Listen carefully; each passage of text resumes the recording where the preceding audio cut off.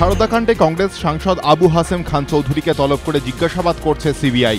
একসময় চিটফান্ডের বিরোধিতায় সরব হন মালদার কংগ্রেস সাংসদ। 2011 সেপ্টেম্বরে রাজ্যের বেআইনি আর্থিক সংস্থার বিরুদ্ধে তদন্তের আর্জি জানিয়ে তদানীন্তন প্রধানমন্ত্রী মনমোহন সিংহকে চিঠি দেন তিনি। রাজ্য সরকার কেন বেআইনি আর্থিক সংস্থার বিরুদ্ধে ব্যবস্থা নিচ্ছে না তা নিয়েও সরব হন মালদার কংগ্রেস সাংসদ।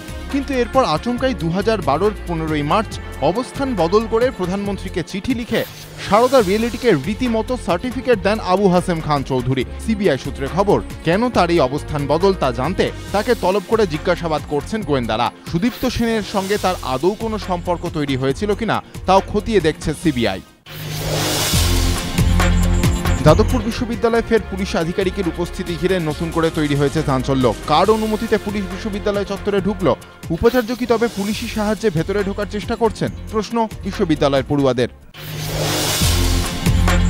মঙ্গল অভিযানে ঐতিহাসিক কীর্তির মুখে দাঁড়িয়ে 120 কোটির ভারত।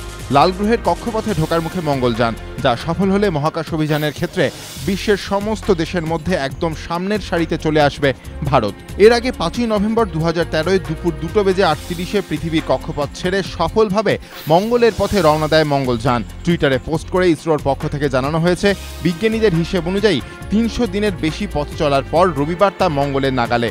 ইসরোর বিজ্ঞানীরা বলছেন, মহাকাশযানের সমস্ত সেন্সর ইলেকট্রনিক্স ব্যবস্থাকে চালু করে দেওয়া হয়েছে। এর ফলে সোমবার থেকেই মঙ্গলের কক্ষপথে ঢোকার আনুষ্ঠানিক প্রক্রিয়া শুরু হয়ে গেল।